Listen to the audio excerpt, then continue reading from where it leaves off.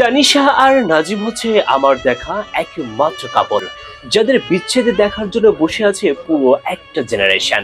কারণ কেউ চায় না তাদের সংসার টিকে থাকুক। সত্যি বলতে মিম হয়তো ওদের কাছে ভালোবাসার কাছে ঠকে গিয়েছে, কিন্তু মিম ঠকে গিয়েও হাজারো মানুষের ভালোবাসা পেয়েছে। আর তানিশাকে কেউ দেখতেই পারে না। ওদের এই ভিডিওতে একটা ভালো কমেন্ট আমার আজও চোখে পড়ে না। তানিশা কিভাবে এত বাজে কথা সহ্য করে আমি সত্যিই বুঝি না।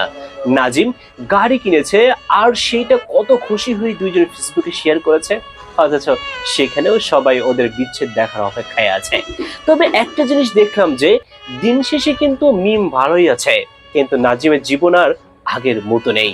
আসলে কাউকে ঠকিয়ে কেউ কোনো দিন সুখী হতে পারে না। সাময়িক ভালো থাকলেও স্থায়ীভাবে কখনো ভালো থাকা যায় না। সত্যি ভালোবাসা অনেক সুন্দর, কিন্তু সবার জন্য নয়।